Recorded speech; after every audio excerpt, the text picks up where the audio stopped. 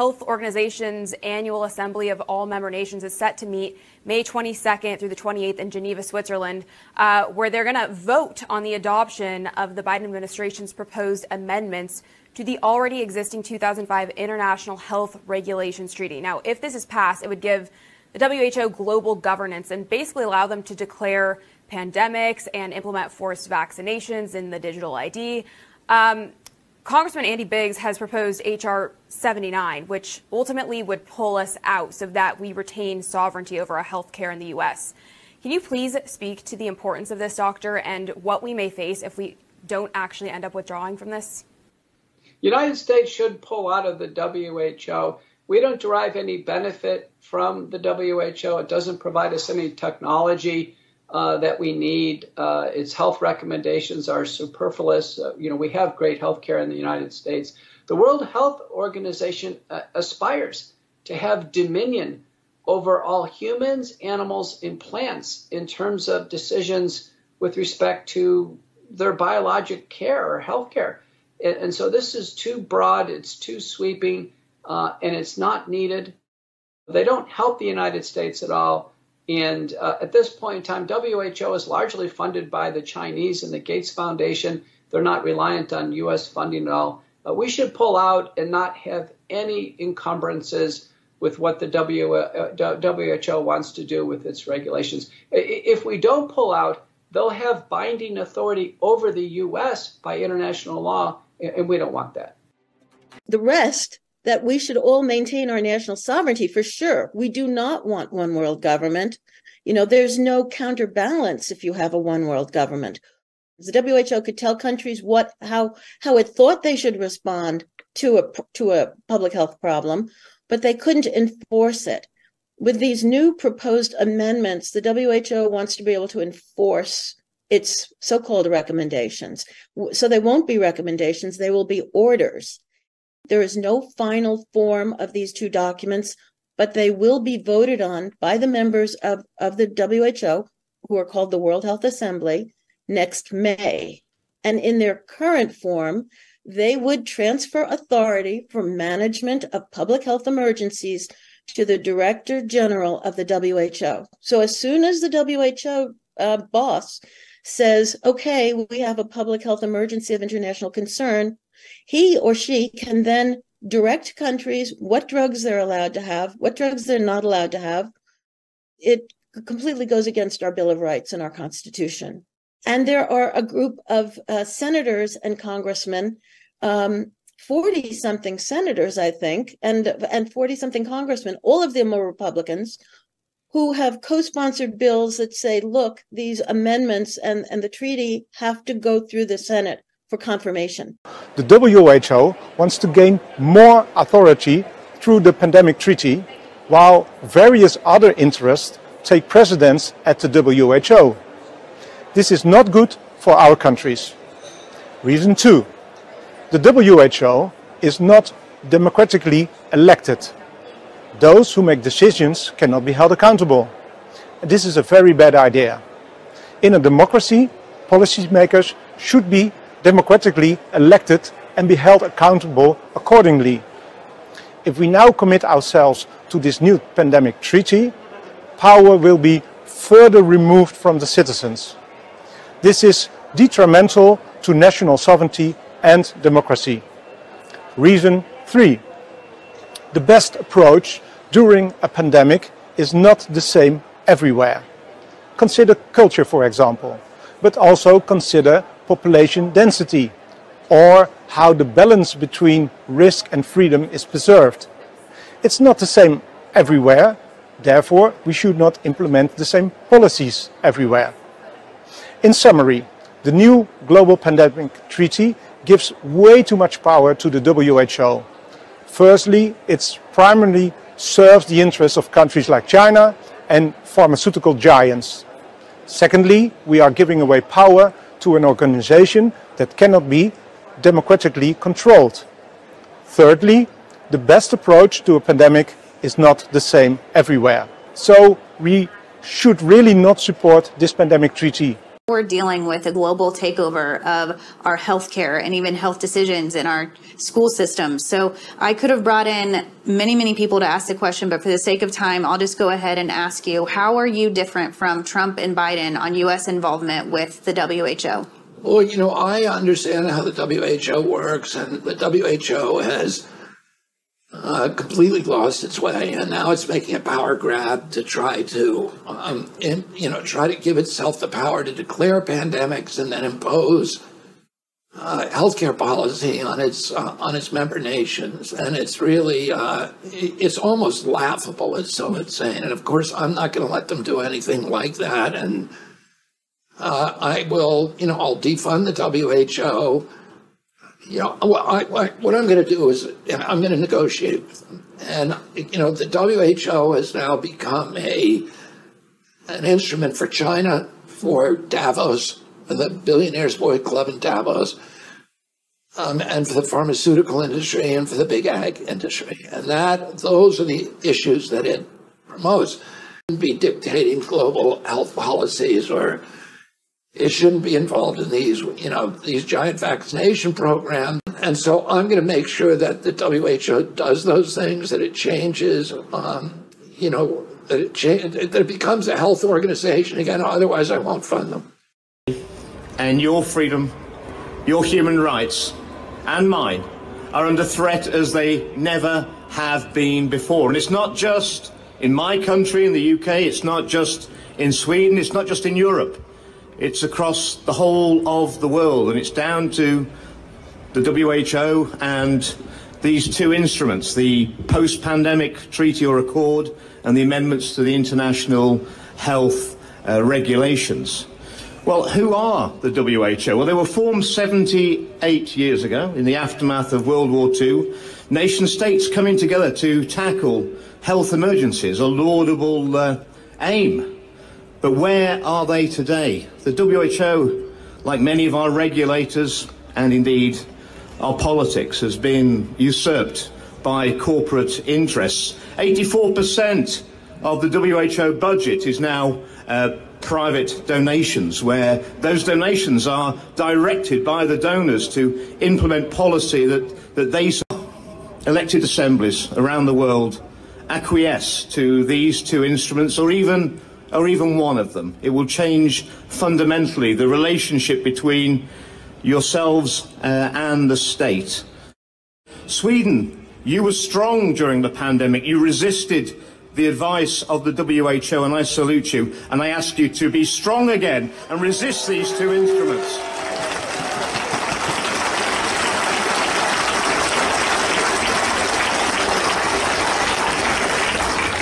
The Director General of the WHO, he seeks to take the powers to call a public health emergency of international concern for a potential human pathogen anywhere in the world, an animal pathogen anywhere in the world, or because of the environment or the climate, loss of biodiversity.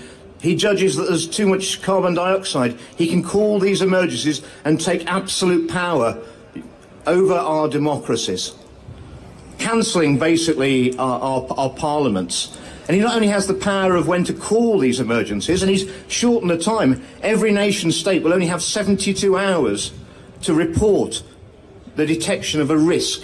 So there'll be lots of false alarms. But more importantly, he has the ability to decide when the emergency is over. And I think it'll be a very long time before effectively an unelected world government gives powers back to our independent democracies. The WHO is unelected. It's unaccountable to anyone. It doesn't pay tax anywhere in the world. And they have diplomatic immunity for themselves and their families. Put them in charge of all our countries. What could possibly go wrong?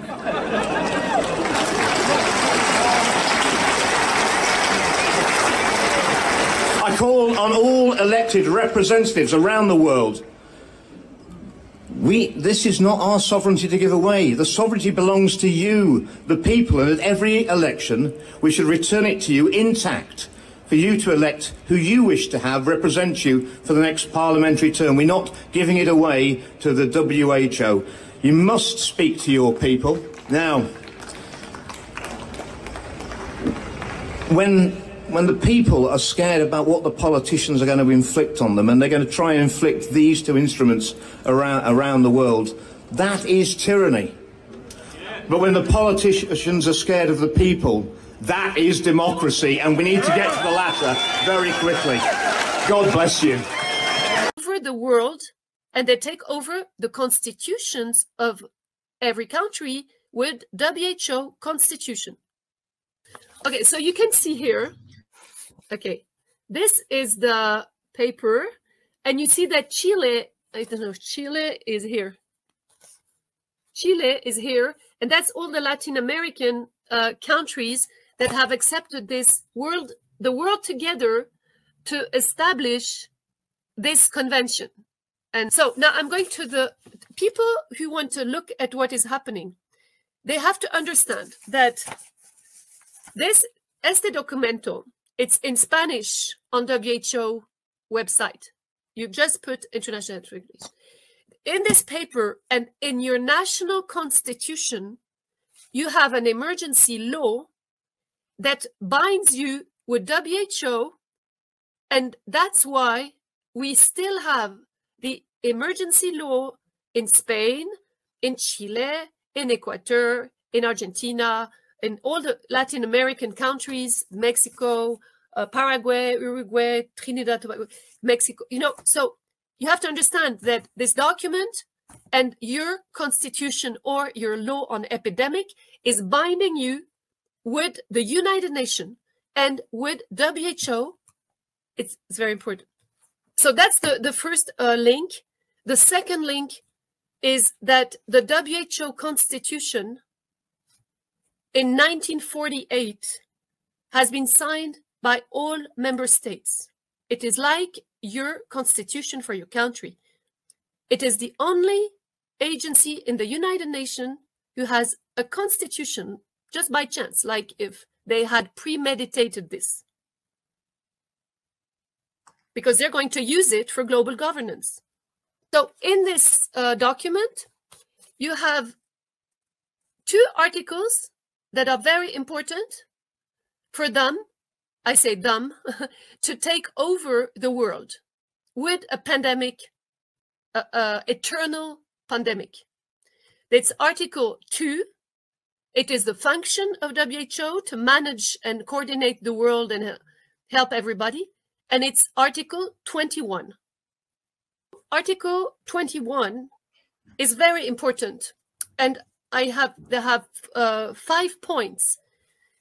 They say that the World Health Assembly, which means every country around the table in May every year, has the authority to adopt regulations like this international health regulation was adopted with Article 21. And this is an obligation for all the countries. That's why we all have the emergency law. We should not, but we all have, because of this Article 21 and this. And that's why this international health regulation is going to be eternal if we don't do something, because they are taking over the world and our constitutions with this article and this international health regulation. The World Health Organization is working on a global pandemic treaty that they say will improve their power to fight global pandemics. Of course, that's always how these things start, like the European Union, born out of blood and Operation Gladio. But history has taught us that whenever you give globalists even a tiny amount of power, they use it to plan, to expand, and to conquer, until finally your country has been abolished and the Klaus Schwab Hitler Youth are left in full control. Maria Z is our Australian correspondent and has been closely following the WHO pandemic treaty negotiations. She joins us now. Welcome to the show, Maria. Tell me, what are these neo-Nazi, the modern iteration of it, doing now with a pandemic treaty? Edward, this is by far one of the most dangerous pieces, the documents that I've seen to date come out of these globalists. This treaty spells the end of democracy. On the 18th of January, the HHS Assistant Secretary for Global Affairs, Lloyd Pace, submitted documents to the World Health Organization that proposed amendments to the international health regulations. My understanding from these amendments that have been proposed is that it really removes the due process of a committee or an independent review of some of these decisions, and it gives all of the power to the Director General. Now, this particular treaty allows the World Health Organization to, again, change the definition of a pandemic, even though they've already done it. So someone sneezes in Venezuela, oh, we have a global pandemic. It gives them the power to impose lockdowns worldwide. It gives them the power to enforce expensive, unsafe and ineffective treatments against the will of the individual people of the world, to implement universal vaccination. For that list, Edward, countries that have apparently stated their interest in moving forward with this are Fiji, Thailand, Portugal, Italy, Romania, the EU, Rwanda, Kenya, France, Germany, European Council, Greece, Korea, Chile, Croatia, Costa Rica, Albania, South Africa. The list goes on. That's at least a billion people. That we have. That's at least a billion people. Based off of the countries you just listed, Maria, a billion people are about to be placed under this globalist, tyrannical system. What is the World Health Organization? And here, clearly we have to say that the international health organizations, right from the beginning, made it very clear that all management, public health management of a crisis, must be in full respect of the dignity, human rights and fundamental freedoms of persons. Here it is guided by the Charter of United Nations, which contains the principle of self-determination of the people and of the member states. And here the principle of sovereignty is mentioned here again. In the International Covenant on Civil and Political Rights, Article 7, and which says, in particular, no one shall be subjected to medical or scientific experimentation without his or her voluntary consent. Now, who actually is funding WHO? We must say that 80% of the funding comes from non-member states. So another big question mark is who does actually contribute to the content of the new rules of the new pandemic treaty and amended international health regulations. Originally, we had WHO with no powers to set legally binding rules, just in an advisory function. What to expect from these new amended WHO treaties?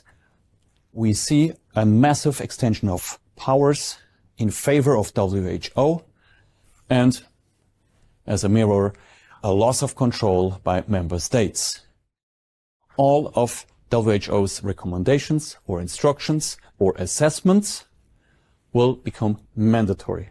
The rule of law, as we know it, and also the constitutional order will be replaced by the rule of WHO emergency as soon as WHO declares it. Effective reality, WHO is not governed by member states and people's health interests. The state sovereignty in the rule of law is put aside by WHO. People's self-determination is in fact totally irrelevant, and human rights are systematically violated as a consequence of such an international WHO pandemic management. In the context of the violation of Article 7, mandatory international law, International Covenant on Civil and Political Rights, Nuremberg codes that really no one shall be subject to medical and scientific experimentation. Without a correction of past mistakes, of harmful practices, no progress is possible. And it's really sad and really bad that WHO systematically ignores the basic learnings from World War II. We have to think of solutions.